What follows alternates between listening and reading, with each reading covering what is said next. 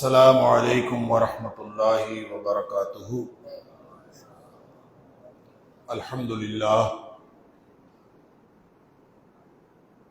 للہ وکفا وسلام علی عبادہ الذین اصطفیٰ۔ اشہد ان لا الہ الا اللہ وحدہ لا شریک لہ واشہد ان محمدا عبدہ ورسولہ صلی اللہ علیہ وآلہ وسلم۔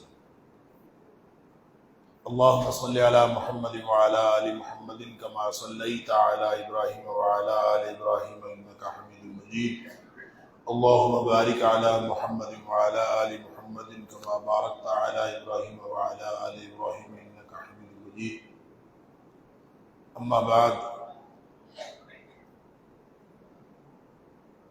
اللہ کی توفیق، اس کی رحمت اور اس کے فضل سے آج 28ویں پارے کے ساتھ ہمارا قیام مکمل ہوا۔ اللہ تعالی ہم سب کی طرف سے قبول فرمائے۔ 28ویں پارے میں 9 صورتیں ہیں۔ سورۃ المجادلہ، سورۃ الحشر، سورۃ الممتحنہ، سورۃ الصف، سورۃ الجمعہ، سورۃ المنافقون، سورۃ التغابن، سورۃ طلاق اور سورۃ تحریم۔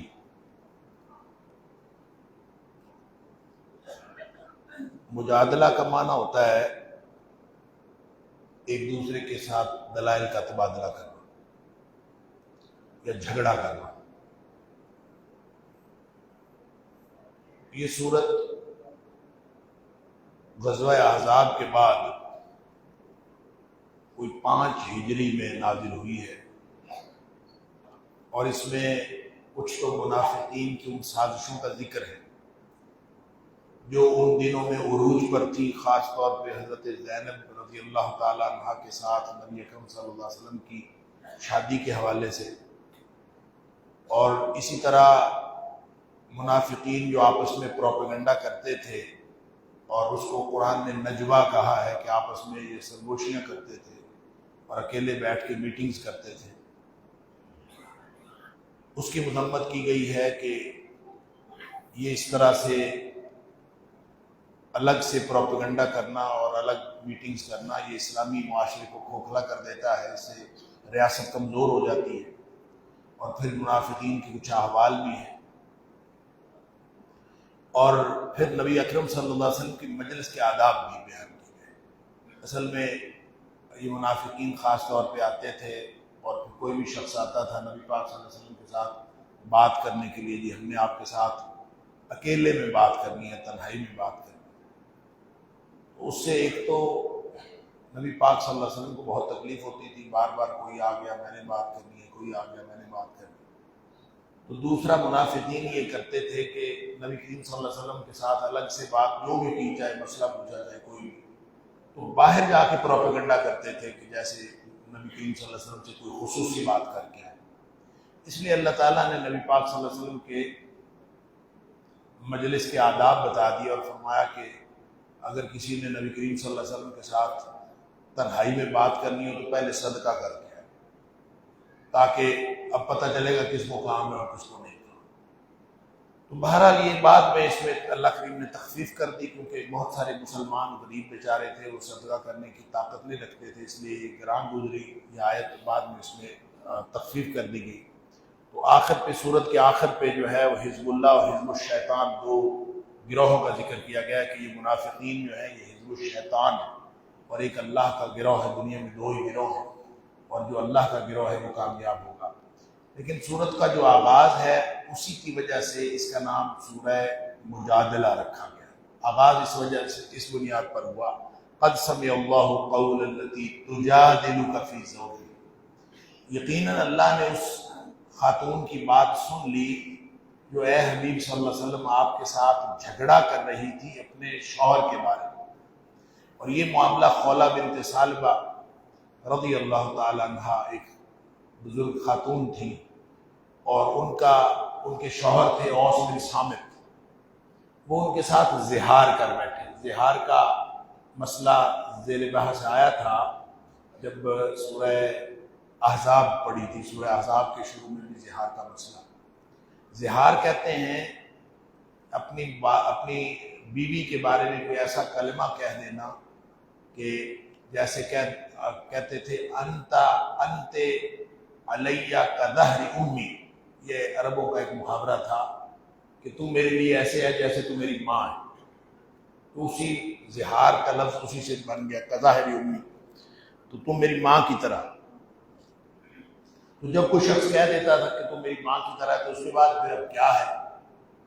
تو سورہ احزاب میں اللہ تعالیٰ نے واضح طور پر فرما دیا. وہ احکام بعد میں آئے، ابھی تک احکام نہیں آئے تھے زہار کے. تو زہار کرنے سے کسی کو، بیوی کو ماں کہہ دینے سے وہ ماں بن جاتی ہے کہ نہیں، یعنی اس کو طلاق ہو جاتی ہے کہ نہیں، کیا ہوا ہے، اس کے کوئی واضح احکام نہیں تھے.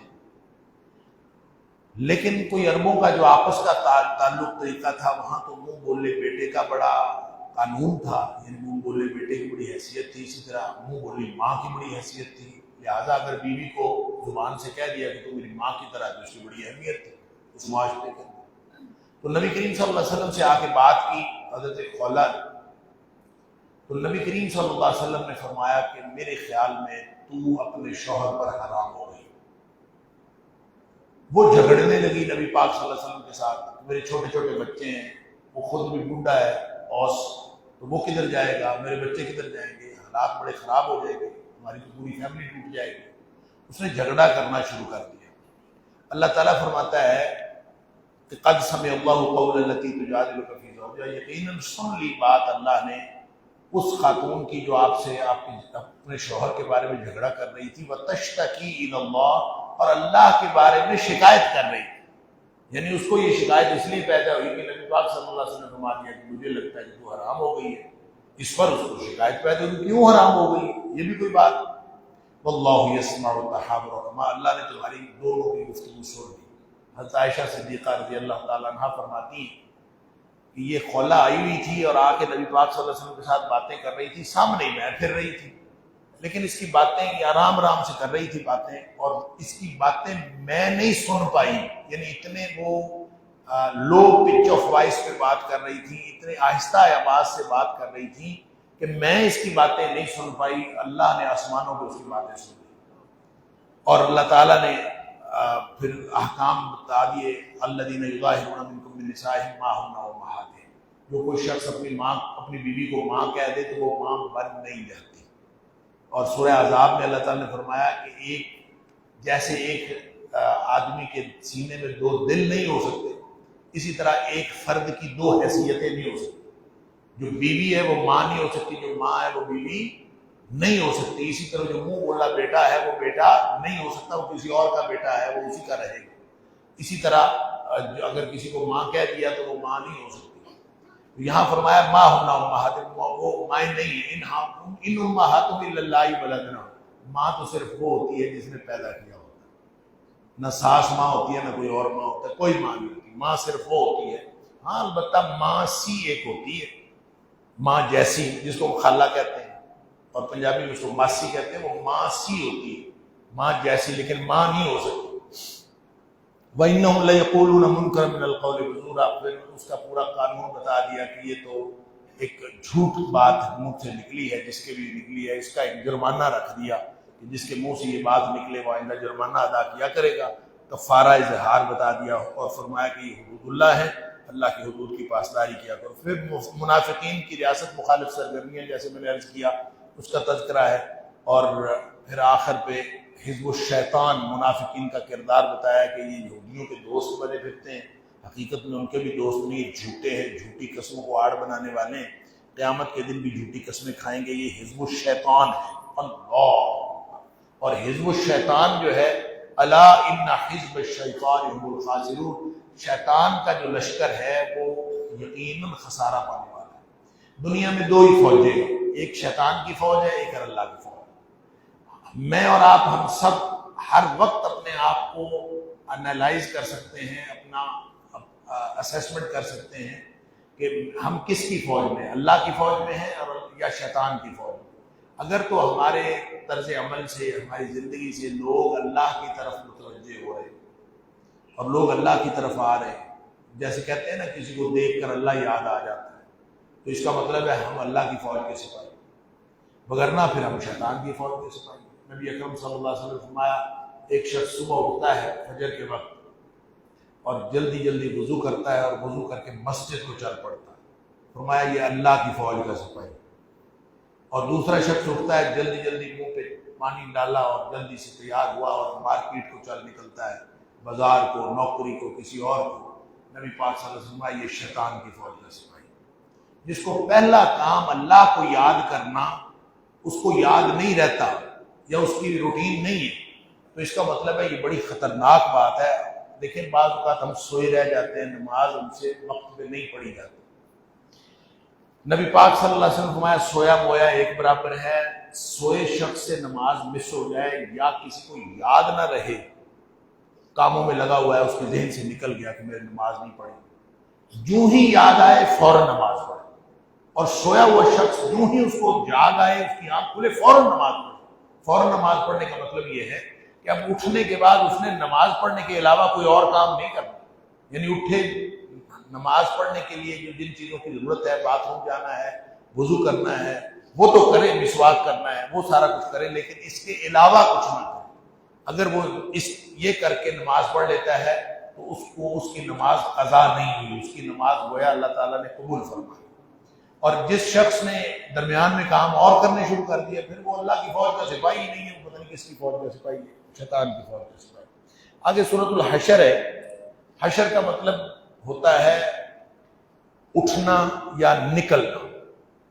تو حشر برپا ہوا، ان کو یہ جو تھے نا بنو نذیر یہودی، ان کو سب سے پہلے جب مدینہ منورہ سے نکالا گیا ہے تو اس کا تذکرہ اس کے اندر ہے، اس لیے اس کا نام سورۃ الحشر ہے۔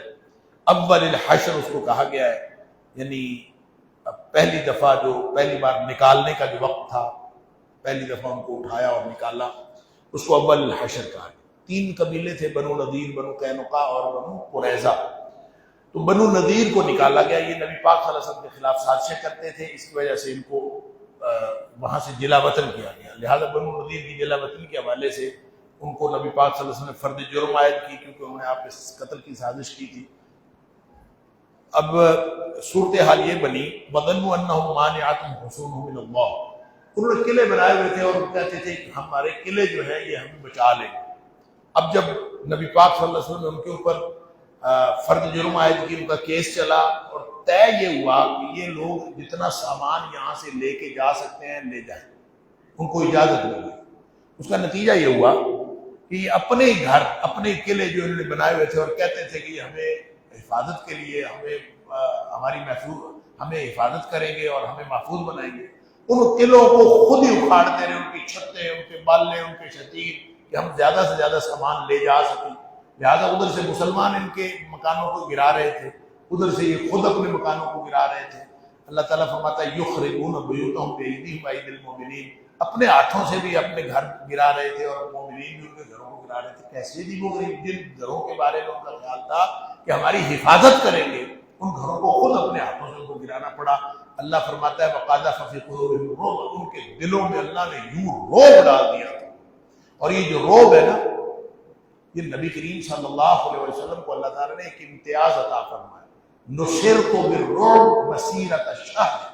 نبی پاک صلی اللہ علیہ وسلم نے فرمایا مجھے جو امتیازات دیے گئے، باقی نبیوں کے اوپر فضیلت دی گئی، ان میں ایک فضیلت یہ دی ہے کہ میں 1 مہینے کی مسافت پر ہوتا ہوں، دشمن کے دل میں میری دہشت اور رعب ہوتا ہے۔ تو جب مومنوں سے، اہل ایمان سے دشمن ڈرنے لگے تو اس کا مطلب ہے کہ نبی پاک صلی اللہ علیہ وسلم کی امت جو ہے وہ جاگ رہی ہے، اور امت اگر جاگ رہی ہے تو دشمن ڈرتا ہے۔ پھر فرمایا کہ اللہ کے رسول اور اللہ کے رسول صلی اللہ علیہ وسلم کے حکم، اللہ کے حکم اور اللہ کے رسول صلی اللہ علیہ وسلم کے حکم میں کوئی فرق نہیں ہے۔ ما قطعتم من لینۃ او ترکتموها قائمۃ علی اصولها فباذن اللہ۔ ہوا اصل میں یہ کہ نبی پاک صلی اللہ علیہ وسلم نے ان کے جو محاصرہ ہوا نا ان کے گھر کا، تو محاصرے میں آپ نے کچھ جو ان کے تھے درخت، آپ نے کہا یہ درخت کاٹ دو، یہ چھوڑ دو، یہ درخت کاٹ دو، یہ چھوڑ دو۔ اب بعض لوگوں کے دل میں خیال آیا پھلدار درخت کٹوائے جا رہے ہیں، ان کے ارد گرد بہت گھنے درخت، اور وہ مسلمانوں کو لڑائی کے اندر وہ رکاوٹ بن رہے ہیں۔ تو نبی پاک صلی اللہ علیہ وسلم نے سب نہیں کٹوائے، کچھ کٹوا دیے، کچھ کھڑے رہنے دیے، کھجوروں کے درخت، یہ کاٹ دو، یہ چھوڑ دو، یہ کاٹ دو، چھوڑ دو، آپ نے یوں کر کے حکم دیا۔ بعض لوگوں کے دلوں میں خیال آیا کہ اسلام تو پھلدار درخت کاٹنے کی اجازت نہیں دیتا چاہے جنگ ہو، تو یہ نبی پاک صلی اللہ علیہ وسلم نے کیا کیا ہے، یہ پھلدار درخت کٹوا رہے۔ اللہ تعالیٰ نے فرمایا ما قطعتم من لینۃ او ترکتموها قائمۃ علی اصولها، جو تم نے کھجوروں کے درخت کاٹے ہیں یا ان کو اپنے تنوں کے اوپر کھڑا رہنے دیا ہے، فبإذن اللہ، یہ اللہ کے حکم سے ہوا ہے۔ اور حکم دیا کس نے تھا؟ نبی کریم صلی اللہ علیہ وسلم۔ بظاہر تو نبی پاک صلی اللہ علیہ وسلم حکم دے رہے ہیں، تو اللہ فرماتا ہے یہ میرا حکم تھا، تو اس کا مطلب ہے اللہ کے حکم میں اور نبی کریم صلی اللہ علیہ وسلم کے حکم میں کوئی فرق نہیں۔ وہ جو حکم ہے کہ نبی پاک صلی اللہ علیہ وسلم فرما رہے تھے کہ یہ چھوڑ دو، یہ کر، یہ قرآن میں تو کہیں نہیں ہے۔ وہ جو لوگ کہتے ہیں کہ قرآن صرف ہم نے ماننا ہے، قرآن حجت ہے بس، اس کے علاوہ کوئی چیز حجت نہیں، نبی پاک صلی اللہ علیہ وسلم کا فرمان بھی اسی طرح حجت ہے جس طرح قرآن حجت ہے۔ پھر آگے اموال فے کی تقسیم کے احکام ہیں کہ ایک مال غنیمت ہوتا ہے، جب جنگ ہوتی ہے تو جنگ کے نتیجے میں جو مال ملتا ہے اس کو کہتے ہیں مال غنیمت، اور ایک مال فے ہوتا ہے۔ مال فے اس مال کو کہتے ہیں کہ آپ جنگ لڑنے کے لیے جائیں، جنگ ہو ہی نہ، اور لڑائی لڑے بغیر جو مال آپ کے ہاتھ آ جاتا ہے اس کو مال فے کہتے ہیں۔ تو مال فے کی تقسیم کا اصول بھی بتایا، ما افاء اللہ علی رسولہ من اہل القرى فللہ ولرسولہ وللرسول ولذی القربى والیتامى والمساکین وابن السبیل کی لا یکون دولۃ بین الاغنیاء منکم، یہ بھی کسی ایک شخص کو نہیں ملے گا، یہ بھی سارے لوگوں میں تقسیم ہوگا۔ پھر یہ گردش دولت کا اصول بتایا ہے کہ اسلامی معاشرے میں کبھی بھی ارتکاز دولت نہیں ہوتا، اس میں گردش دولت ہوتا ہے، سب لوگوں کے درمیان دولت کو تقسیم ہوتے رہنا چاہیے۔ اگر امیر لوگ زیادہ ہو گئے ہیں تو پھر اللہ نے اس کے اوپر زکوٰۃ مقرر کر دی ہے، ان اللہ فرض علیہم الزکوٰۃ، اللہ نے زکوٰۃ تؤخذ من اغنیائہم، وہ لی جائے گی ان کے امیروں سے، فترد الی فقرائہم، اور ان کے غریبوں میں تقسیم کر دی جائے گی۔ اس طرح بھی گردش دولت کا انتظام کر دیا ہے، امیروں سے لے کر غریبوں کو دی جائے گی۔ تو یہ کی لا یکون دولۃ بین الاغنیاء منکم، ایسا شاندار اصول ہے، دنیا والوں کو زکوٰۃ کی صورت میں اور صدقات کی صورت میں اسلام نے ایسا شاندار اصول دیا ہے کہ تاکہ دولت کا ارتکاز نہ ہو۔ لیکن کیا ہے کہ مسلمان نہ زکوٰۃ کا وہ اصول اپناتے ہیں، نہ شریعت نے جو اصول بتائے ہیں وہ ان کو اپناتے ہیں۔ پھر وما آتاکم الرسول فخذوہ وما نہاکم عنہ فانتہوا، یہ بھی حجیت حدیث کی ایک دلیل ہے کہ نبی پاک صلی اللہ علیہ وسلم جو کچھ تمہیں دیں وہ لے لو، اور جس سے منع کریں اس سے رک جاؤ۔ آگے فے کے حقداروں کی مزید تفصیل ہے۔ آگے ابو طلحہ انصاری رضی اللہ تعالیٰ عنہ نے ایک کام کیا تھا، اس کی یہاں اللہ نے مدح کی ہے۔ نبی پاک صلی اللہ علیہ وسلم کے پاس ایک مہمان آیا، بخاری اور مسلم کی حدیث ہے، تو نبی پاک صلی اللہ علیہ وسلم نے گھر پتہ کروایا، ازواج مطہرات، ساری ازواج مطہرات سے پتہ کروایا، گھر میں کھانا نہیں تھا۔ آپ نے صحابہ کرام سے پوچھا، ابو بکر سے، عمر سے، گھر میں کھانا تھا، اور مہمان آیا ہوا تھا۔ اب نبی پاک صلی اللہ علیہ وسلم نے اعلان کر دیا کہ کون ہے جو اللہ کے رسول صلی اللہ علیہ وسلم کے مہمان کو کھانا کھلائے؟ تو حضرت ابو طلحہ انصاری کہتے ہیں میں کھانا کھلاتا ہوں۔ گھر لے گئے، گھر جا کے بیوی سے پوچھا تو بیوی نے کہا کھانا تو ہم دونوں کے لیے بھی کوئی نہیں ہے، تو کھانا تو صرف بچوں کے لیے ہے تھوڑا سا، تو بچوں کے لیے میں ابھی بنا رہی ہوں، تو ہم دونوں کے لیے بھی کھانا گھر میں کوئی نہیں۔ اس نے کہا کوئی بات نہیں، بچوں کو بہلا پھسلا کے سلا دو، اور اللہ کے رسول صلی اللہ علیہ وسلم کے مہمان کو کھانا ضرور دیا۔ لہذا دونوں بھی بھوکے رہے، بچوں کو بھی سلا دیا، اور خود کہا کہ جب میں اور مہمان دونوں بیٹھ جائیں گے نا ہم کھانا کھانے، تو تم چراغ بجھا دینا، تو چراغ بجھ جائے گا، میں منہ سے چپ چپ کرتا رہوں گا جیسے میں بھی کھا رہا ہوں، تاکہ اللہ کے رسول صلی اللہ علیہ وسلم کا مہمان پیٹ بھر کے کھا لے۔ تو ایسے ہی کیا، دونوں بیٹھ کے کھانا کھانے، اور اس نے جب کھانا شروع کیا تو اس نے چراغ بجھا دیا۔ اب مہمان کو تو نہیں پتا کہ یہ کھا رہا ہے کہ نہیں، ایسے منہ سے جو ہے پچاکے مار رہا ہے کہ جیسے کھا رہا ہے، اس نے کھایا کوئی نہیں۔ سارا گھرانہ بھوکا رہا، صرف اللہ کے رسول صلی اللہ علیہ وسلم کے مہمان نے کھانا کھایا۔ نبی پاک صلی اللہ علیہ وسلم سے صبح فجر کی نماز میں ملاقات ہوئی، نبی پاک صلی اللہ علیہ وسلم فرماتے ہیں ابو طلحہ تم نے کیا کیا ہے؟ تیرے بارے میں اللہ نے قرآن میں آیت نازل کی۔ اللہ اکبر! اللہ تعالیٰ نے فرمایا کہ والذین تبوؤا الدار والایمان من قبلہم یحبون من ہاجر الیہم، یہ لوگ ہیں جنہوں نے گھر دیے ہیں، لوگوں کو جگہ دی ہے، اور محبت کرتے ہیں اس بات سے کہ لوگ ہجرت کر کے ان کی طرف آئیں. ولا یجدون فی صدورہم حاجۃ مما اوتوا، دل میں جو کچھ بھی ہے اس کی جو کچھ بھی ان کے پاس ہے اس کے بارے میں تنگی محسوس نہیں کرتے. وَيُؤْثِرُونَ عَلَىٰ أَنفُسِهِمْ وَلَوْ كَانَ بِهِمْ خَصَاصَةٌ، خود چاہے یہ بھوکے رہ جائیں لیکن اپنے آپ پر دوسروں کو ترجیح دیتے ہیں. وَمَن يُوقَ شُحَّ نَفْسِهِ، جو بھی اپنے دل کی بخیلی سے بچ گیا، فَأُولَٰئِكَ هُمُ الْمُفْلِحُونَ، یہی لوگ کامیاب ہیں. شح نفس جو ہے یہ میوں کا شح نفسی دل کی بخیلی کو کہتے ہیں. اللہ تعالیٰ نے ہر شخص کے دل میں بخیلی رکھی ہوئی ہے. اللہ تعالیٰ قرآن میں فرماتا ہے وَأُحْضِرَتِ الْأَنفُسُ الشُّحُّ، ہر دل میں بخیلی ہے، بس اس بخیلی سے بچنا ہے. اگر انسان دل میں بخیلی محسوس کرے تو اس کا نام شح ہے، اور جب انسان وہ عملی طور پر کرے تو اس کا نام بخل ہے. عملی طور پر مال روک لینا یہ بخل ہے، اور دل میں محسوس کرنا کہ مجھے روک لینا چاہیے یہ شح ہے. نبی پاک صلی اللہ علیہ وسلم نے فرمایا کہ یہ جو شح ہے نا، اس سے گزشتہ قومیں ہلاک ہوئی ہیں. اللہ، پہلے لوگوں کو اس نے ہلاک کیا، خون ریزی پر آمادہ کیا، اور انہوں نے اللہ کے محارم کو حلال کیا، اللہ کی حرام کردہ چیزوں کو حلال کیا صرف شح نفس کی وجہ سے. لہذا شح نفس سے بچ جایا کرو. اللہ فرماتا ہے من یوق شح نفسی، جو دل کی بخیلی سے بچ گیا، فاولئک هم المفلحون. یہ جو کسی کو کھانا کھلانا ہے نا اپنے سارے گھر کو بھوکا رکھ کے، یہ شح نفس سے بچے بغیر ممکن نہیں ہے. وگرنہ دل میں تو یہی ہوتا ہے کہ پہلے ہم تو کھائیں، ہم بھوکے پر بیٹھے ہوئے ہیں تو مہمان کو ایسے کھلائیں. پھر آگے منافقین کو یہود سے روابط ختم کرنے کی ہدایت دی گئی تھی. منافقوں کے یہودیوں سے رابطے تھے، اور عبداللہ بن ابی بازو نکال نکال کے کہا کرتا تھا یہودیوں سے جا کے کہ یہ تمہیں نکال نہیں سکتے، تمہیں جلا وطن نہیں کر سکتے، تمہیں کریں گے جلا وطن تو میں رکاوٹ بنوں گا، میں یہ کروں گا اور میں تمہاری مدد کروں گا، میں اتنی فوجیں لے آؤں گا، سب کچھ کرتا تھا. اللہ تعالیٰ نے فرمایا کہ یہ معاہدے کرتا ہے. دوران محاصرہ اس نے بنو نذیر کو پیغام پہنچایا کہ کمزور نہ پڑنا، میں تمہاری مدد کروں گا. یعنی منافق ہی ہوتا ہے، وہ ہمیشہ اسلام دشمن ہوتا ہے، اس نے اسلام دشمنی کی.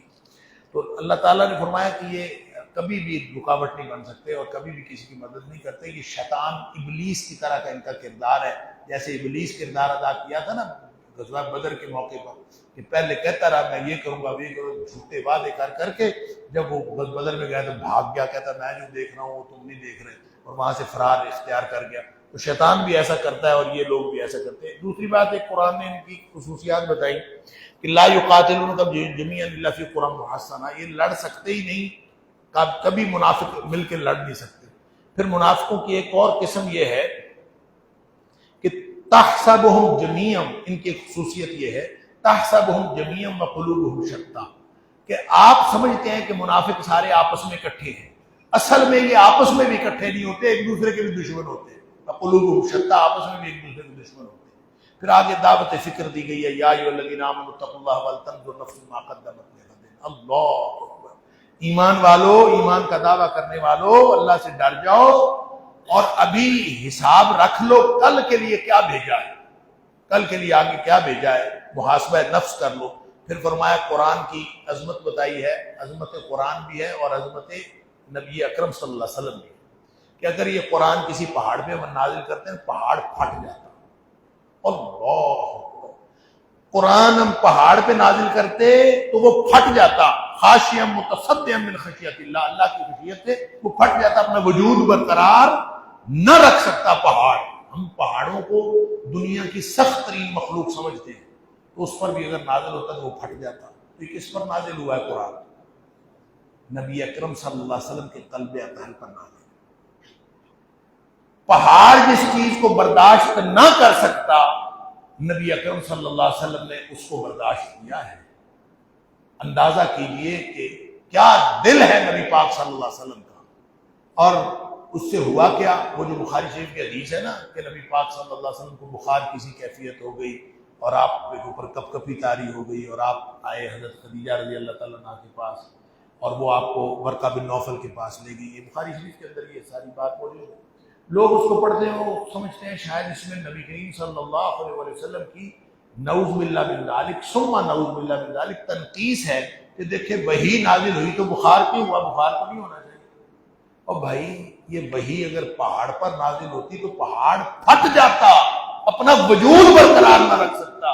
یہ نبی اکرم صلی اللہ علیہ وسلم کی عظمت ہے کہ آپ کو صرف ایک بخاری ذرا سا ہوا ہے، آپ کو اور کیا ہوا ہے. نبی پاک صلی اللہ علیہ وسلم کے قلب اطہر نے اس کو برداشت کیا ہے، وگرنہ اس کا تحمل کوئی کرنے کے قابل ہی نہیں تھا. آگے سورہ ممتحنہ ہے. سورہ ممتحنہ میں اسلامی ریاست سے وفاداری کا حکم دیا گیا ہے اور اسلامی شہریت اور خارجہ پالیسی کا ذکر ہے، اور ابراہیم علیہ السلام کی طرح کافروں سے قطع تعلقی کرنے کا حکم ہے. ابراہیم علیہ السلام کی مثال دی ہے اور فرمایا کہ الولاء والبراء، عقیدہ ایک رکھو کہ کس سے دوستی رکھنی ہے، کس سے دشمنی رکھنی. اس کو کہتے ہیں عقیدۃ الولاء والبراء، کہ کس سے آپ نے دشمنی رکھنی ہے، کس سے دوستی رکھنی ہے.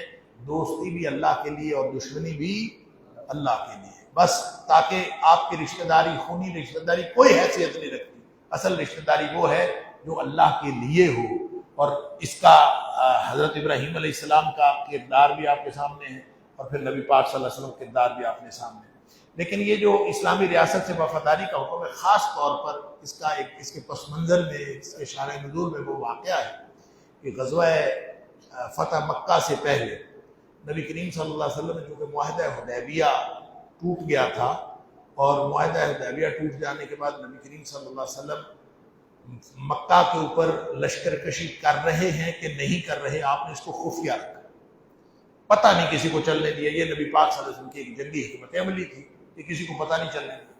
حاتب بن ابی بلتع رضی اللہ تعالیٰ عنہ ایک بدری صحابی تھے. ان کے کچھ رشتہ دار وہاں تھے اپنے اہل و عیال مکہ کے اندر، تو انہوں نے ایک خط لکھا، ایک سارا نامی لونڈی کو خط دیا اور اس کو کہا کہ یہ خط جا کے وہاں عرب سرداروں کو، مکے کے سرداروں کو دے دے.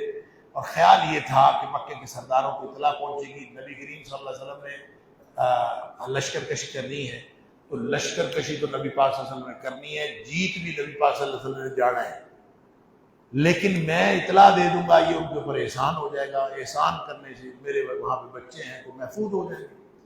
ان کے خیال یہ تھا، لہذا اس خیال سے انہوں نے خط دیا، سارا لونڈی کو دیا، سارا نبی لونڈی کو چل پڑے. نبی کریم صلی اللہ علیہ وسلم کو اللہ تعالیٰ نے بذریعہ وحی بتا دیا کہ خط جا رہا ہے. اللہ کے رسول صلی اللہ علیہ وسلم حضرت علی رضی اللہ تعالیٰ عنہ اور حضرت ابو مرثد غزنوی یا زبیر بن عوام رضی اللہ تعالیٰ، حضرت زبیر بن عوام، حضرت علی رضی اللہ تعالیٰ عنہ، اور تیسرے تھے ابو مرثد غنوی رضی اللہ تعالیٰ عنہ، یا بعض کا خیال یہ ہے کہ ابو مرثد کی جگہ پہ حضرت مقداد بن اسود تھے. باہر یہ تین لوگوں کو نبی پاک صلی اللہ علیہ وسلم نے بھیجا. حضرت علی ان کے اس ایکسپیڈیشن کے امیر تھے، ان کو بھیجا کہ فلاں جگہ پہنچو، روضہ خاخ ایک جگہ ہے، وہاں جب تم پہنچو گے تمہیں ایک خاتون مکے کی طرف جاتی ہوئی ملے گی، اس کے پاس خط ہے، وہ خط لے. اب یہ دوڑتے ہوئے آئے اور آ کے انہوں نے وہ روضہ خاک پہ پہنچے تو واقعی وہاں پہ عورت جا رہی تھی، تو اس نے اس کو پکڑ لیا، اس کی تلاشی لی، اسے خط کوئی نہیں ملا. اب خط نہیں ملا تو ہمارے جیسا ہوتا تو واپس چلا جاتا، خط کوئی نہیں ملا، جا کے نبی کریم صلی اللہ علیہ وسلم کو بتاتا کہ ہاں جی عورت تو ہمیں ملی روضہ خاک پہ، تلاشی بھی ہم نے لی، خط کوئی نہیں. لیکن حضرت علی رضی اللہ تعالیٰ نے فرمایا کہ نبی کریم صلی اللہ علیہ وسلم نے فرمایا ہے کہ اس کے پاس خط ہے، تو خط تو تیرے پاس ہے، اب دے دو خود ہی خط تو ٹھیک ہے، نہیں تو ہم تمہیں برہنہ کر کے، تمہیں بے لباس کر کے بھی تیری تلاشی لیں گے، ہم جیسے بھی تلاشی لینی پڑی لینی ہے، کیونکہ خط تو تمہارے پاس ہے، تم نے کہاں چھپایا یہ تمہیں پتہ ہے، لہٰذا دے دو. وہ حیران ہو گئی کہ ان کو اتنا یقین کیسے ہے.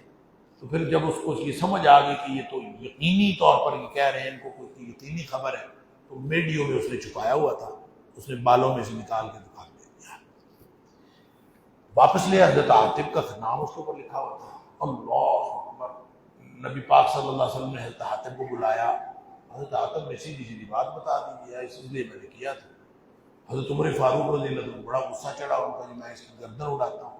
نبی پاک صلی اللہ علیہ وسلم نے کہا تمہیں کیا پتا کہ حاطب بدری صحابی ہے، تمہیں کیا پتا عمر، اللہ نے بدری صحابوں کے سارے گناہ معاف کر دیے، لہذا اس کو کچھ نہیں کہنا. ان کو سمجھایا بجایا کہ آئندہ اس طرح کہتے ہیں. اللہ تعالیٰ نے یہ سورۃ الممتحنہ اس موقع پر نازل، لا تتخذوا عدوی وعدوکم اولیاء، میرے اور اپنے دشمنوں کو کبھی دوست نہ بناؤ، وہ دوست ہو ہی نہیں سکتے. اللہ اکبر، اسلامی ریاست کے وفادار رہو اور رہ گئی اولاد، جس اولاد کے لیے تم نے کام کیا، لن تنفعکم ارحامکم ولا اولادکم یوم القیامۃ یفصل بینکم، قیامت والے دن نہ تمہاری اولاد کام آنی ہے نہ تمہارے رشتے کام آنے، قیامت والے دن صرف ایمان میں کام آنا، لہذا اپنا ایمان سلامت رکھو۔ پھر ابراہیم علیہ السلام کا اسوہ تمہارے سامنے کہ اپنے باپ تک کو چھوڑ دیا اپنا ایمان بچانے کے لیے، اور تم اپنے بچوں کی بات کر رہے ہو۔ پھر خارجہ پالیسی کی بات کی کہ دیکھیں خارجہ پالیسی جو ہے وہ 5 بڑے اصولوں پر قائم ہوتی ہے۔ سب سے پہلے قوت، اگر آپ کے پاس قوت نہ ہو تو خارجہ پالیسی آپ کے ساتھ کوئی قوم بیٹھ کے بات کرنا بھی پسند نہیں کرتی۔ دوسری بات ہے صداقت، آپ جو بات کریں پوری دنیا کو پتہ ہو یہ اپنی بات پر پہرا دینے والے لوگ۔ تیسری بات اس کی اپنی تفصیلات ہیں۔ تیسری بات ہے فراست، آپ کسی کے سامنے بیٹھیں تو آپ کو ٹیبل ٹاک کے اوپر آپ کو پورا اس کے اوپر ایکسپرٹیز حاصل ہو، پوری مہارت حاصل ہو کہ آپ نے جب گفتگو کرنی ہے تو آپ کو پتہ ہو کہ یہ جو بات کر رہا ہے یہ کہاں سے بول رہا ہے اور اس کی بات کا کیا مطلب ہے۔ اور مومن جو ہے وہ بدھو نہیں ہوتا کہ وہ اس کو ہر بندہ جو ہے وہ چار لے، مومن جو ہے وہ صاحب فراست ہوتا ہے۔ چوتھی بات ہے شناخت، آپ کو پتا ہو کہ یہ میرا دشمن ہے اور یہ میرا دوست ہے، دوست اور دشمن کی پہچان بھی ہونی چاہیے۔ اور 5ویں بات ہے توکل اللہ پر ہونا چاہیے۔ یہ 5 باتیں ہوں تو خارجہ پالیسی طے ہوتی ہے۔ آپ جا کے ہماری وزارت خارجہ سے پوچھیں ذرا اسلام کی خارجہ پالیسی کے اصول کیا۔ جو شناخت ہے نا، ایک اصول، ان 5 اصولوں میں سے ایک اصول شناخت، اس کا ذکر یہاں پہ کیا گیا کہ فرمایا کہ لا ینہاکم اللہ عن الذین لم یقاتلکم فی الدین ولم یخرجکم من دیارکم ان تبروهم وتقسطوا الیہم۔ ہر قسم کے کافروں سے لڑنا نہیں ہوتا۔ بعض کافر ایسے ہوتے تو کافر لیکن بڑے شریف لوگ ہوتے ہیں، آرام سے رہتے ہیں، نام پرامن بقائے باہمی کے قائل ہوتے ہیں، لہذا ان کے ساتھ لڑنا نہیں ہے، ہر قسم کے کافر سے نہیں لڑنا ہوتا۔ لہذا جو غیر حربی ہیں لڑتے نہیں ہیں، آرام سے رہتے ہیں، اللہ اس بات سے منع نہیں کرتا کہ ان کے ساتھ تم اچھا سلوک کیا کرو، ان کے ساتھ ورکنگ ریلیشن شپ قائم کر لو، اللہ نے کوئی منع نہیں کیا۔ وَتُقْسِطُوا إِلَيْهِمْ، ان کے ساتھ انصاف کا معاملہ کرو، اس میں کوئی حرج نہیں۔ ان اللہ یحب المقسطین، اللہ تعالیٰ انصاف کا معاملہ کرنے والوں کو پسند کرتا ہے۔ انما ینہاکم اللہ عن الذین قاتلوکم فی الدین، صرف ان سے لڑنا ہے اور اللہ منع کرتا ہے کہ ان سے اچھے تعلقات نہ رکھو جو دین میں لڑتے ہیں تمہارے خلاف، اور واخرجوکم من دیارکم، اور انہوں نے تمہیں تمہارے گھروں سے نکالا ہے، وظاہروا علی اخراجکم، اور تمہیں تمہارے گھروں سے نکالنے والوں کی مدد بھی کی ہے، ان کے ساتھ کبھی اچھے تعلقات نہیں رکھنے۔ لہذا حربی کافر اور غیر حربی کافر، اس سے یہ اسلام نے یہاں پہ الگ کر دیا۔ لہذا کفار سے دوستی کی جو ممانعت ہے نا، وہ ان کفار سے دوستی کی ممانعت ہے جو حربی، ان کے ساتھ کوئی تعلق نہیں رکھنا۔ البتہ جو غیر حربی ہیں ان کے ساتھ آپ ورکنگ ریلیشن شپ قائم کر سکتے ہیں، اس میں کوئی حرج نہیں۔ پھر آگے عورتوں کی شہریت کا معاملہ ہے۔ جب نبی کریم صلی اللہ علیہ وسلم نے معاہدہ حدیبیہ کیا تھا نا، تو اس میں یہ تھا کہ مرد جو ہے کوئی بھی آئے گا مکہ سے مسلمان ہو کر مدینہ کو تو اس کو واپس کر دیا جائے گا، جو مدینہ سے مکہ آئے گا تو اس کو واپس نہیں کیا جائے گا۔ لیکن عورتوں کا ذکر ہی نہیں تھا، معاہدہ حدیبیہ میں عورتوں کا کوئی ذکر نہیں تھا، اور بہت ساری عورتیں جو ہیں مسلمان ہو کے مکہ سے مدینہ آنے لگیں، تو ان کا پھر قانون بنایا ہے کہ ان کا آپ پہلے پتہ کر لیا کرو کہ اگر تو یہ مومنات ہیں تو ان کو واپس نہیں کرنا، اگر مومنات نہیں ہیں تو پھر ان کو واپس کر دو۔ فلا ترجع، اگر فإن علمتموهن مومنات، اگر تمہیں پتہ چل جائے کہ یہ مومنات ہیں، فلا ترجعوهن إلى الكفار، پھر کفار کی طرف واپس نہیں کرنا۔ پھر آگے عورتوں کی بیعت کا ذکر ہے کہ یہ جو اگر مومنات ہیں تو ان کو وہیں رکھ لو، ان سے بیعت لینی ہے، بیعت النساء کے نام سے یہ مشہور ہے، بخاری اور مسلم کے اندر بھی یہ موجود ہے۔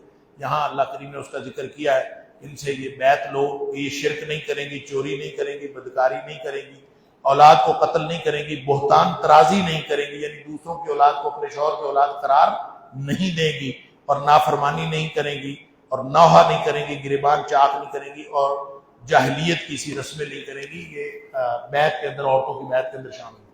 آگے سورہ صف ہے۔ بعض لوگ جو ہے عادت ہوتی ہے لوگوں کو نا، تو بعض صحابہ کرام بھی کہا کرتے تھے کہ کون سا عمل اللہ کو سب سے زیادہ پسند ہے ہم وہ کریں۔ ہم بھی اعتکاف بیٹھ جائیں نا تو ہمارا دل کرتا ہے کہ جو سب سے زیادہ پسندیدہ کام ہے نا اللہ کا وہ کرے، دل کر رہا ہوتا ہے اللہ کو راضی کرنا۔ تو صحابہ کرام بھی یہ کہا کرتے تھے کہ اللہ کو جو سب سے زیادہ پسند ہے نا کام، ہم وہ کرنا چاہتے ہیں۔ تو اللہ تعالیٰ نے فرمایا کہ سب سے پسند جو اللہ کو ہے نا وہ جہاد کرنا ہے۔ آپ اعتکاف بیٹھ کے کہتے ہیں نا کہ ہمیں کوئی پسندیدہ کام مل جائے، تو یہ اعتکاف بیٹھنے سے نہیں ملتا، یہ باہر جانے سے ملتا۔ سبحان اللہ۔ نبی اکرم صلی اللہ علیہ وسلم فرماتے ہیں کہ میں کسی کے کام کے لیے اس کے ساتھ جاؤں، کسی کی مدد کے لیے اس کے ساتھ جاؤں، یہ مجھے مسجد نبوی میں اعتکاف کرنے سے زیادہ پسند ہے۔ کہ کسی کا کام ہو جائے، یعنی میدان عمل کے اندر، اسلام میدان عمل کا دین ہے، اور یہ جو اعتکاف ہے یہ تو چند دن کے لیے ٹریننگ ہے کہ آپ نے یہ پیوریفیکیشن کر کے اپنے عمل تطہیر کرنا ہے، اپنے آپ کی صفائی کرنی ہے، اور صفائی کر کے اصل میں جب عید کا چاند نظر آ جائے گا تو پھر باہر جا کے لوگوں کی خدمت کرنی ہے، اس تطہیر کو معاشرے کے اندر استعمال کرنا ہے، اور آپ کے گھر کے اندر اس تطہیر کے اثرات جانے چاہیے اور پورے معاشرے میں اس کے اثرات جانے چاہیے۔ یہ تو اس کے لیے تھا، ہم نے سمجھا شاید بس اعتکاف کر لیے یہ مقصد ہے، یہ مقصد نہیں ہے، یہ مقصد کو حصول کا ذریعہ ہے۔ تو جب اللہ تعالیٰ نے فرمایا کہ جہاد پسند ہے اللہ کو، قتال، فرمایا کہ ان اللہ یحب الذین یقاتلون فی سبیلہ صفا کانہم بنیان مرصوص، اللہ ان کو پسند کرتا ہے جو دشمن کے مقابلے میں سیسا پلائی ہوئی دیوار بن کے لڑتے ہیں، اللہ ان کو پسند کرتا ہے، لوہے کی طرح لڑتے ہیں، ٹکرا جاتے ہیں اور پیچھے نہیں۔ اب یہ تو اوکھا کام تھا نا، اس نے کہا تھا سوکے شہادت تو بہت ہے پر سنا ہے سسر جان سے مار دینے، مشکل تو ہے نا۔ پھر اللہ تعالیٰ معاف فرمائے تو اللہ کہتا ہے یا ایھا الذین آمنوا لم تقولون ما لا تفعلون، وہ بات کیوں کرتے ہو جو تم کر نہیں سکتے، کبر مقتا عند اللہ ان تقولوا ما لا تفعلون، اللہ کے ہاں یہ بہت بڑا گناہ ہے، اللہ کی ناراضگی کا باعث ہے کہ اگر آپ وہ کام کرو جو آپ وہ کہو جو کرتے نہیں، لہذا اب کرنا پڑے گا۔ اس کے بعد پھر ظاہر ہے صحابہ کرام کی ٹریننگ ہوئی، پھر صحابہ کرام نے کیا، آگے پھر فرمایا یہود کی طرح اپنے رسول صلی اللہ علیہ وسلم کی نافرمانی نہ کرو، نہ ہی ان کو اذیت دو، اور جیسے موسیٰ علیہ السلام کو اذیت دی گئی اور اللہ کی رحمت موسیٰ علیہ السلام پر کہ ان کو زیادہ اذیت دی گئی، نبی پاک صلی اللہ علیہ وسلم فرماتے ہیں ان کو زیادہ اذیت دی گئی۔ آگے عیسیٰ علیہ السلام نے جو نبی پاک صلی اللہ علیہ وسلم کا نام لے کر بشارت دی اس کا ذکر ہے۔ نبی پاک صلی اللہ علیہ وسلم فرمایا کرتے تھے انا دعوۃ ابراہیم وبشریٰ یا بشارۃ عیسیٰ، کہ میں ابراہیم علیہ السلام کی دعا ہوں اور میں عیسیٰ علیہ السلام کی بشارت ہوں۔ عیسیٰ علیہ السلام نے جو بشارت دی تھی اللہ تعالیٰ نے اس کا ذکر کیا، وَإِذْ قَالَ عِيسَى ابْنُ مَرْيَمَ يَا بَنِي إِسْرَائِيلَ إِنِّي رَسُولُ اللَّهِ إِلَيْكُمْ مُصَدِّقًا لِمَا بَيْنَ يَدَيَّ مِنَ التَّوْرَاةِ وَمُبَشِّرًا بِرَسُولٍ يَأْتِي مِن بَعْدِي اسْمُهُ أَحْمَدُ، میرے بعد ایک نبی آنے والا ہے جس کا نام احمد ہوگا۔ اب اس کا جو ہے نا انجیل پانچویں انجیل جو ہے انجیل برناباس، 4 انجیلیں وہ، 5ویں انجیل برناباس جس کو ڈیڈ سی سکرول کہتے ہیں نا، وہ انہوں نے چھپا کے رکھی ہوئی تھی، وہاں سے ملی وہ جا کے بحیرہ مردار کے کنارے سے، تو وہ جو انجیل برناباس ہے ایک ان کا 5واں جو تھا حواری حضرت عیسیٰ علیہ السلام کا، اس نے جو انجیل نقل کیا ہے اس کے اندر نام لے کے نبی پاک صلی اللہ علیہ وسلم کی بشارت دی گئی، لہٰذا ان کو عیسائیوں کو اور تو کچھ نہیں بنا کہ اس کا کیسے کریں، انہوں نے کہا جی اس انجیل کو ہی ہم نہیں مانتے کہ جس میں بشارت دی گئی۔ اللہ تعالیٰ نے قرآن میں بھی فرمایا کہ اس کی بشارت دی گئی، آگے غلبہ اسلام کی بشارت اور جہاد کی اہمیت کی بات کی گئی ہے کہ یا ایھا الذین آمنوا ھل ادلکم علی تجارۃ، اے مومنو اللہ کے ساتھ سودا نہ کروا دوں میں تمہارا، یعنی اللہ کا قرآن کہتا ہے کیا میں تمہیں اللہ کے ساتھ کوئی ڈیل نہ کروا دوں، کرنی ہے ڈیل، فرمایا سنو ڈیل یہ ہے کہ 4 باتیں ہیں، اللہ پر ایمان لاؤ، اللہ کے رسول پر ایمان لاؤ، اپنا جان اور مال اللہ کے لیے لگا دو، یہ 4 کام تم کر لو، اس کے نتیجے میں اللہ تعالیٰ تمہیں جنت عطا فرما دے، یہ ڈیل جس نے کرنی ہے کر لو۔ آگے سورۃ الجمعہ ہے، سورۃ الجمعہ میں نبی پاک صلی اللہ علیہ وسلم کی بعثت کے مقاصد بتائے گئے۔ گزشتہ سورت میں چونکہ عیسیٰ علیہ السلام نے بشارت دی تھی نبی پاک صلی اللہ علیہ وسلم کی، لہٰذا اس میں نبی پاک صلی اللہ علیہ وسلم کی بعثت کے مقاصد ہیں کہ تلاوت آیات، تزکیہ، تعلیم کتاب اور تعلیم حکمت، اور اس میں اس کے علاوہ یہود کے رویے کی اور ان کے غرور کی مذمت کی گئی ہے کہ کتاب میں گدھے پر لاد دینے سے وہ عالم نہیں بن جاتا۔ فرمایا یہ یہودیوں نے مشہور کر رکھا ہے کہ ہم علماء ہیں، انہوں نے کتابیں پڑھی ہوئی ہیں لیکن یہ غور و فکر نہیں کرتے، اور جو تدبر نہیں کرتا، غور و فکر نہیں کرتا، وہ ایسے ہی ہوتا ہے جیسے گدھے پر کتاب لا دی گئی ہے۔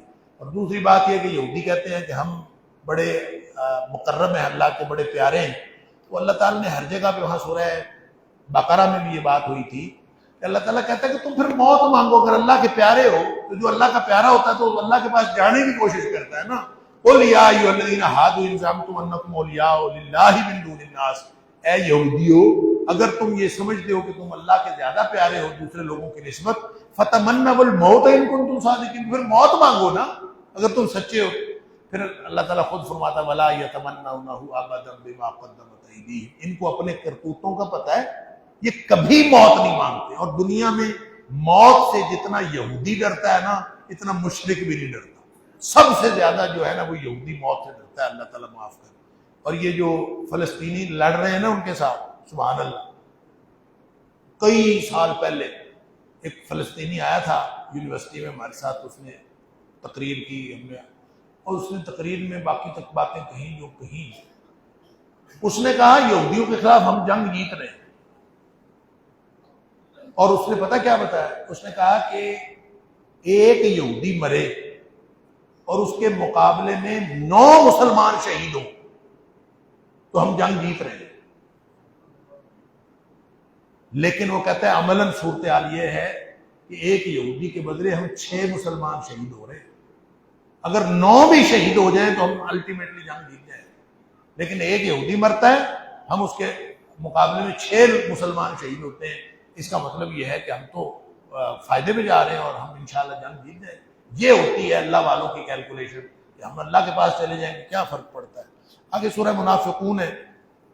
سورہ منافقون کا پس منظر یہ ہے کہ نبی پاک صلی اللہ علیہ وسلم جب غزوہ بنو مصطلق 4 ہجری میں شاید ہوا تھا، نبی پاک صلی اللہ علیہ وسلم اس کے لیے جانے لگے تو یہ منافق بھی سارے ساتھ چل پڑے۔ یہ عبداللہ بن ابی جو منافقوں کا سردار ہے یہ بھی ساتھ چل پڑے۔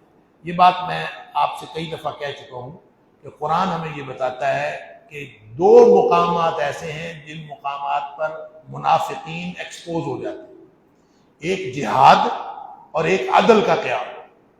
اور عدل کا قیام ضروری ہے داخلی استحکام کے لیے ریاست، اسلامی ریاست کے، اور جہاد کا قیام ضروری ہے اسلامی ریاست کے خارجی استحکام۔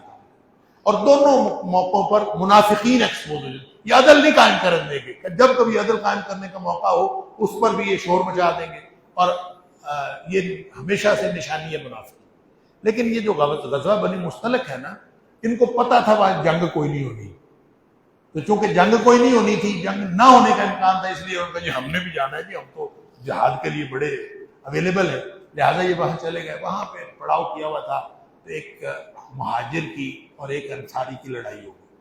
وہ سنان جوہنی تھا اور جہجہ غفاری تھا، ان کی لڑائی ہو گئی اور اس کی چھڑی اس کو لگ گئی، اس نے اس کو گالی دے دی، آپس میں لڑائی ہوئی۔ لڑائی کے بعد اب بات آگے بڑھ گئی، اس نے انصاریوں کو پکارا، اس نے مہاجروں کو پکارا، یا للمہاجرین، اس نے کہا یا للانصار، آؤ میری مدد کرو، آؤ مہاجروں میری۔ نبی پاک صلی اللہ علیہ وسلم کے کان میں بات پڑی، آپ باہر نکلے، آپ نے کہا ما بال دعوی جاہلیت، یہ جاہلیت کی پکار کون پکار رہا؟ دعوها، چھوڑ دو اس کو، فإنها منتنا۔ اس طرح کی عصبیت کی بات کرنا کہ حق سچ کی بات نہیں کرنی کہ کون سچا ہے کون جھوٹا ہے، یہ بات نہیں کرنی، بس یہ کرنی کہ ہمارا کون ہے تمہارا کون ہے، اس بات پر لڑائی جو ہے وہ عصبیت ہوتی ہے۔ تو آپ نے فرمایا جاہلیت کی بات چھوڑو۔ خیر، یہ جو عبداللہ بن ابی تھا نا، اس کو بڑی اس کو غصہ آیا، اس نے کہا کہ یہ کوئی بات ہے کہ اب مہاجر جو ہے ہمارے انصاریوں کے ساتھ لڑنا بھی شروع ہو گئے۔ تو اس نے کہا کہ اب ہم مدینے جائیں گے نا، مدینے جا کے جو عزت والا ہے وہ ذلت والے کو نکال دے گا۔ لَيُخْرِجَنَّ الْأَعَزُّ مِنْهَا الْأَذَلَّ، کہ جو ہم میں سے عزت والا ہے وہ ذلت والے کو وہاں سے نکال دے گا مدینے سے۔ گویا اس نے یہ کہا کہ ہم انصاری ہیں، ہم عزت والے ہیں، اور اس نے نعوذ باللہ من ذالک نبی پاک صلی اللہ علیہ وسلم اور آپ کے ساتھیوں کو کہا جو مہاجر تھے کہ ہم ان کو نکال دیں۔ اس پر اللہ تعالیٰ نے یہ سورہ منافقون نازل کی۔ جب اس نے یہ بات کہی تو حضرت عبداللہ بن ارقم یا زید بن ارقم چھوٹے سے تھے لڑکے، انہوں نے یہ ساری باتیں سن لی، انہوں نے جا کے نبی کریم صلی اللہ علیہ وسلم کو بتائی کہ اس نے یہ بکواس کی ہے۔ تو نبی پاک صلی اللہ علیہ وسلم نے اس کو بلا لیا، تو یہ مکر گیا، اس نے کہا میں نے تو بات ہی نہیں کی، یہ لڑکا ایسے غلط کہہ رہا ہے۔ وہ چونکہ لڑکے تھے چھوٹے، وہ بہت روئے کہ یہ کیا بات ہے، اس نے مجھے جھوٹا کر دیا بڑی محفل میں۔ تو اللہ تعالیٰ نے قرآن میں سورہ منافقون نازل کر دی، اور اللہ تعالیٰ نے فرمایا کہ یہ جھوٹے، اور ساری بات بھی بتا دی، اور اس میں پھر اللہ تعالیٰ نے منافقین کو تنبیہ بھی کی ہے، اور 14 صفات منافقین کی بتائی ہیں، اور یہ بتایا کہ نفاق کی بیماری کا علاج بھی بتایا ہے۔ فرمایا کہ ان کا یہ جو کلمہ شہادت پڑھتے ہیں یہ جھوٹے لوگ ہیں، جھوٹا کلمہ پڑھتے ہیں، کلمہ شہادت کو ڈھال بناتے ہیں، کم عقل ہیں، سمجھ ان میں نہیں ہے، چرب زبان ہے، عقل و فہم سے بے بہرا ہے، دیوار سے لگی ہوئی لکڑیوں کی طرح ہے، ظاہری شکل ان کی اچھی ہے، دل میں چور ہے، اور ہر آہٹ پر جو ہے یہ ہر آہٹ کو اپنے خلاف سمجھتے ہیں، مسلمانوں کے دشمن ہیں، ان سے چکنا رہنا ضروری ہے، متکبر ہے، غلطی کو تسلیم نہیں کرتے اور مغفرت بھی نہیں مانگتے، فاسق ہیں، اللہ ان کی مغفرت نہیں کرے گا نبی پاک صلی اللہ علیہ وسلم کی دعا کے باوجود۔ پھر 10واں پوائنٹ یہ کہ یہ بخیل ہیں، 11واں پوائنٹ یہ کہ خرچ کرنے سے روکتے ہیں تاکہ مسلمانوں کو نقصان ہو، کسی دوسروں خود بھی نہیں خرچ کرتے، دوسروں کو بھی روکتے ہیں، اپنے آپ کو باعزت سمجھتے ہیں، مال و دولت کی محبت میں گرفتار ہیں، اور اللہ کے ذکر سے غافل ہیں۔ یہ 14 نشانیاں بتائیں۔ پھر بیماری کا علاج بتایا، اللہ کی یاد، انفاق فی سبیل اللہ۔ آج بھی سن لیں، کسی کو اگر شک ہو نا کہ میرے اندر کوئی نفاق کی بیماری تو نہیں، اللہ تعالیٰ فرماتا ہے یا ایھا الذین آمنوا لا تلھکم اموالکم ولا اولادکم عن ذکر اللہ، تمہارے مال اور تمہاری اولادیں اللہ کے یاد حکم کو غافل نہ کریں، ومن یفعل ذلک فاولئک هم الخاسرون، یہ کریں گے وہ تو خسارہ پانے والے، وانفقوا مما رزقناکم من قبل ان یأتی احدکم الموت، اور موت آنے سے پہلے جو ہو سکتا ہے خرچ کرنا۔ لہذا انفاق فی سبیل اللہ اور اللہ کی یاد جو ہے نفاق سے بچاتی۔ آگے سورہ تغابن ہے، تغابن کا مطلب ہوتا ہے ہار جیت، تو فرمایا اصل ہار جیت جو ہے وہ آخرت کی ہے، دنیا میں کوئی ہار جائے کوئی جیت جائے یہ کوئی حیثیت نہیں رکھتا۔ جان و مال کے جہاد، جان کے ذریعے اور مال کے ذریعے جہاد کرتے رہو، اسلامی ریاست کو مضبوط بناتے رہو، اور اللہ تعالیٰ سے فضل مانگتے رہو، تو انشاءاللہ آخرت میں کامیابی ہو جائے گی اور جیت ہو جائے گی۔ طلاق کے احکام ہیں سورہ طلاق میں، سورہ طلاق اور سورہ تحریم۔ سورہ طلاق کو اس کے اندر آئلی احکام ہے، طلاق دینے کے احکام دیے گئے، عدت میں طلاق دیا کرو اور صحیح عدت کا اہتمام کیا کرو، دوران عدت گھر سے نہ نکلا کرو، عدت پوری ہونے پر چھوڑ دو یا رکھ لو بھلے طریقے سے، 2 عادل گواہ بنا لو، گواہ صحیح گواہی دیں، عدت کا تعین ہونا چاہیے، اپنے جیسی رہائش دو دوران عدت۔ جو متعلقہ رجعیہ ہوتی ہے نا، متعلقہ رجعیہ کا مطلب یہ ہے کہ جس کو طلاق ایسی دی ہے جو رجعی طلاق، اس کو گھر سے نہیں نکالنا، گھر سے نکالنے کا حکم نہیں ہے، اس کو گھر میں رکھنے کا حکم ہے، اور اس کا خرچہ بھی اسی کے ذمہ ہوتا ہے جب تک وہ طلاق بائن اس کو نہیں ہوتی۔ بہرحال ان آئلی احکام کے بارے میں نبی کریم یہاں پہ یہ بھی حکم دیا گیا کہ جو ان پر عمل نہیں کرتا اس کو پھر عذاب کی صورت میں اللہ تعالیٰ اس سے ناراضگی کا اظہار کرتا ہے۔ کہتے ہیں کہ یہ 2 ہجری میں سورہ بقرہ کے بعد نازل ہوئی تھی۔ حضرت ابن مسعود رضی اللہ تعالیٰ نے اس کو چھوٹی سورہ نساء کہتے تھے، سورہ طلاق، اور اس میں پھر تقوی کی اہمیت بتائی گئی، وَمَن يَتَّقِ اللَّهَ، جو بھی اللہ سے ڈر کر زندگی گزارے گا۔ تقوی کیا ہے؟ سن لیجئے، میں ہمیشہ عرض کرتا ہوں، ہر لمحہ اللہ کی ناراضگی سے بچنے کی کوشش کرنا، اور ہر لمحہ اللہ کی رضامندی حاصل کرنے کی کوشش کرنا، اس احساس کا نام تقوی ہے۔ جب وہ دل میں ہوتا ہے، جب انسان اس پر عمل کرتا ہے تو انسان متقی بن جاتا ہے۔ لہذا فرمایا جو بھی اس طرز زندگی کو اختیار کرے گا کہ اللہ کی ناراضگی سے بچتا رہے گا اور اللہ کی رضامندی حاصل کرتا رہے گا، فرمایا اللہ تعالیٰ اس کے لیے راستے آسان کر دے گا، یجعل لہ مخرجا ویرزقہ من حیث لا یحتسب، اور اس کو ایسی جگہوں سے اللہ تعالیٰ رزق عطا کرے گا کہ جس کا اس کو وہم و گمان بھی نہیں ہوگا۔ پھر یہ بھی فرمایا کہ جو شخص وَمَن يَتَّقِ اللَّهَ يَجْعَل لَّهُ مِنْ أَمْرِهِ يُسْرًا، جو شخص اللہ کا تقوی اختیار کرے گا اللہ تعالیٰ اس کے سارے کام آسان کر دے گا، یعنی کاموں میں آسانیاں ہو جاتی ہیں۔ اور پھر شرعی احکام کی خلاف ورزی جو ہے قانون عذاب کو حرکت دیتی ہے، اور قانون عذاب حرکت میں آ جاتا ہے۔ آیت نمبر 8 سے 12 تک کسی بستی کا ذکر کیا گیا کہ ان کو نافرمانی پر تنبیہ کی گئی تھی، ان کے اوپر عذاب آ گیا، اور دلائل توحید پر سورت کا اختتام ہوتا ہے۔ سورہ تحریم ہے، یہ بھی مدنی سورت ہے، 8 یا 9 ہجری میں اس میں ہوا اصل میں یہ، اس کا مرکزی مضمون یہ ہے کہ زوجین میں محبت بھی ہونی چاہیے، اعتماد بھی ہونا چاہیے، اور اس کے علاوہ حدود اللہ کی پاسداری بھی ہونی چاہیے، پھر باہمی طور پر رشتہ اچھا نبھتا ہے اور گھر خاندان اچھا چلتا ہے۔ ایک تو محبت، اعتماد اور اللہ کی حدود کی پاسداری۔ ہوا اصل میں یہ تھا، تحریم سورہ اس کا نام ہے، زینب بنت جحش رضی اللہ تعالیٰ عنہ نبی اکرم صلی اللہ علیہ وسلم کی ام المؤمنین، آپ کی زوجہ محترمہ تھی، تو اس کی وہ نبی پاک صلی اللہ علیہ وسلم کو شہد پلاتی تھی۔ ان کے شہد پینے کی وجہ سے نبی پاک صلی اللہ علیہ وسلم کے پاس تھوڑی دیر زیادہ رہ جاتے تھے۔ اصل میں نبی پاک صلی اللہ علیہ وسلم کا معمول یہ تھا کہ ایک تو ہر رات آپ نے باری مقرر کی ہوئی تھی، کبھی کسی زوجہ محترمہ کے پاس جاتے تھے، کبھی کسی زوجہ محترمہ کے پاس، لیکن عصر کے بعد جب نبی پاک صلی اللہ علیہ وسلم مدینہ طیبہ میں ہوتے تھے تو عصر کے بعد آپ تھوڑی تھوڑی دیر ساری ازواج مطہرات کے گھروں میں چکر لگاتے تھے، یعنی وہ ساتھ ساتھ ان کے حجرے ہوتے تھے تو تھوڑی تھوڑی دیر سب کے پاس جاتے تھے، اور پھر جو رات کو جس کے ساتھ باری ہوتی تھی اس کے گھر میں رہ جاتے تھے، قیام فرما لیتے تھے۔ یہ آپ کا معمول۔ لیکن جب آپ زینب کے حجرے میں جاتے نا تو وہاں دیر لگ جاتی تھی۔ اچھا، دیر اس لیے لگتی تھی کہ حضرت زینب نے شہد رکھا ہوا تھا، شہد پانی میں ڈال کے آپ کو پلاتی تھی، تو آپ تھوڑی دیر وہاں پہ بیٹھ جاتے تھے۔ تو حضرت حفصہ رضی اللہ تعالیٰ عنہ اور حضرت عائشہ صدیقہ رضی اللہ تعالیٰ عنہ نے آپس میں پروگرام بنایا کہ اگر یہ ہمارے پاس نبی پاک صلی اللہ علیہ وسلم آئے نا ادھر سے ہو کے، تو آپ نے بھی کہنا ہے، میں بھی کہوں گی کہ آپ سے مغافیر کی بو آتی ہے۔ مغافیر ایک وہاں کا کچھ بوند ٹائپ کی درختوں کے اوپر لگتا تھا، تو وہ بدبودار تھا، دوائی کے لیے استعمال کیا جاتا تھا، لیکن اس میں وہ بدبودار تھا۔ نبی پاک صلی اللہ علیہ وسلم کیونکہ انتہائی اعلیٰ ذوق کے آدمی تھے، اور اس وجہ سے نبی پاک صلی اللہ علیہ وسلم نے انتہائی ناگوار گزرا۔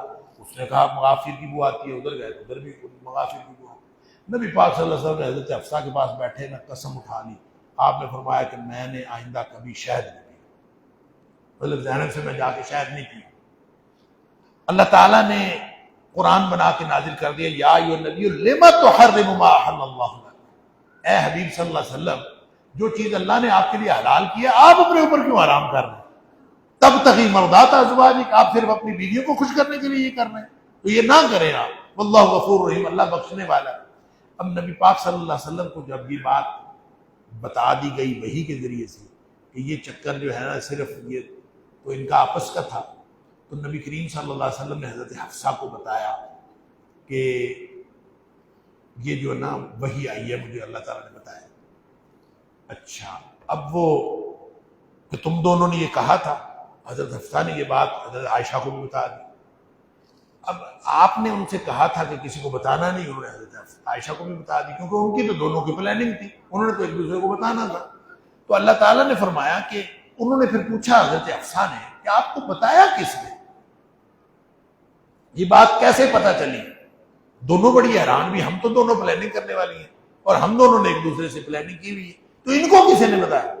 نبی پاک صلی اللہ علیہ وسلم، نبأنی العلیم الخبیر، مجھے علیم و خبیر اللہ نے بتایا، اللہ تعالیٰ نے وحی کے ذریعے سے بتایا۔ اب یہ جو کہاں بتایا ہے، نبأنی العلیم الخبیر، مجھے علیم و خبیر رب نے خبر دی ہے، تو قرآن میں تو یہ خبر کہیں نہیں ہے، تو اس کا مطلب ہے قرآن کے علاوہ بھی نبی پاک صلی اللہ علیہ وسلم پر وحی نازل ہوتی تھی، اور نبی پاک صلی اللہ علیہ وسلم جو کچھ فرماتے تھے وہ وحی کے ذریعے ہے۔ پھر آگے تعلق زوجین میں حدود اللہ کی پابندی کی بات کی ہے کہ جو زوجین ہیں ان کو آپس میں حدود اللہ کی پابندی کرنی چاہیے، اور کوئی بھی بات جو ہے اس طرح کی نہیں کرنی چاہیے جس سے اللہ اس کے رسول صلی اللہ علیہ وسلم کے حکم کی خلاف ورزی ہو۔ اور پھر اللہ تعالیٰ نے طلاق کی دھمکی بھی دی ان دونوں کو کہ تم دونوں نبی پاک صلی اللہ علیہ وسلم سے معافی مانگو، ان تتوبا الی اللہ فقد صغت قلوبکما، تم اگر معافی مانگ لو گے تو ٹھیک ہے، اگر معافی نہیں مانگو گی تو پھر یاد رکھو اللہ اور اس کے رسول صلی اللہ علیہ وسلم، اللہ کے رسول صلی اللہ علیہ وسلم کے جو دوست ہیں اللہ ہے، جبریل ہے، صالح المومن، سارے ان کے دوست۔ پھر اللہ نے یہ بھی دھمکی لگا دی کہ اگر تم جیسی بہت ساری خواتین نبی پاک صلی اللہ علیہ وسلم کے لیے لائنیں لگی ہوئی ہیں خواتین کی، اگر تم نے رہنا ہے تو بندوں کی طرح رہو، نہیں تو بہرحال انہوں نے پھر توبہ کی اور معافی مانگی۔ پھر ایک بات فرمائی کہ اہل و عیال کی فکر بھی لازمی کیا کرو، صرف اپنے آپ کو آگ سے نہ بچاؤ، یا ایھا الذین آمنوا قوا انفسکم واہلیکم نارا، اپنے آپ کو بھی آگ سے بچا لو اور اپنے اہل و عیال کو بھی آگ سے بچا لو، اس لیے کہ آگ کے اوپر جو جہنم کے داروغے ہیں وہ بڑے سخت ہیں، انہوں نے سفارش کوئی نہیں مانی۔ پھر توبہ کا حکم ہے، اللہ کی طرف واپس آ جاؤ، توبہ کا معنی ہوتا ہے واپس آ جانا، یا ایھا الذین آمنوا توبوا الی اللہ توبۃ نصوحا، اللہ کی طرف واپس آ جاؤ دل سے سچا پچھتاوا لے کر۔ اب یہ توبہ کیا ہے؟ توبہ کا معنی ہے واپس آ جانا۔ تو واپس کہاں سے آنا ہے اور کدھر جانا ہے؟ کدھر جانا ہے بتا دیا، اللہ، توبو اللہ، اللہ کی طرف واپس آنا ہے۔ آنا کہاں سے ہے؟ جدھر جدھر منہ مارتے پھر رہے ہو نا، انسان کوئی کدھر منہ کر کے پھرتا ہے، کوئی کدھر منہ کر کے پھرتا ہے، ہر طرف سے منہ موڑو اور اللہ کی طرف واپس آ جاؤ۔ اور اگر اللہ کی طرف واپس آ جاؤ گے تو اللہ تعالیٰ پھر امید لگ پڑے گی، عسیٰ ربکم ان یکفر عنکم سیئاتکم، پھر امید ہے اللہ تعالیٰ تمہاری خطائیں معاف کر دے گا اور تمہیں جنتوں میں داخل کر دے گا۔ اور آخر پہ زوجین کے انجام کے بارے میں فرمایا کہ ہر ایک کا انجام اپنے اپنے عمل کے مطابق ہوتا ہے۔ کوئی بیوی اس بنیاد پر خوش نہ ہو کہ میں نبی کی بیوی ہوں، ہر ایک نے اپنے عمل سے بخشا جانا ہے۔ دو بیویاں ایسی گزری ہیں جو تھی تو نبیوں کی بیویاں لیکن وہ عذاب کا شکار ہوئی۔ ایک مثال دی ہے، ضرب اللہ مثلا للذین کفروا، کافروں کے لیے مثال دی ہے، امرأۃ نوح و امرأۃ لوط، ایک لوط علیہ السلام کی بیوی اور ایک نوح علیہ السلام کی بیوی، دونوں عذاب کا شکار ہوئی ہیں۔ اور پھر دو مثالیں دی نیک عورتوں کی، ایک حضرت مریم کی اور ایک فرعون کی بیوی کی، آسیہ کی، آسیہ بنت مزاحم اس کا نام تھا، حدیث کے اندر آتا ہے۔ نبی کریم صلی اللہ علیہ وسلم نے فرمایا تاریخ میں بہت سارے مرد جو ہے وہ تو گزرے ہیں افضل اور فضیلت والے، لیکن عورتیں جو ہیں وہ 4-5 ہی فضیلت والی گزری ہیں۔ ان میں آپ نے نام دیا فاطمہ، خدیجہ بنت خویلد، فاطمہ بنت محمد، آسیہ بنت مزاحم، اور پھر آپ نے مریم بنت عمران، ان کے نام دیے۔ پھر عائشہ صدیقہ رضی اللہ تعالیٰ عنہ کے لیے بارے میں آپ نے فرمایا عائشہ کی فضیلت ساری عورتوں کے اندر تو ایسی ہے جیسے کھانوں کے اندر شریر کی فضیلت ہے۔ اللہ تعالیٰ ہم سب کو قرآن سمجھنے اور عمل کرنے کی توفیق عطا فرمائے۔ وآخر دعوانا الحمدللہ۔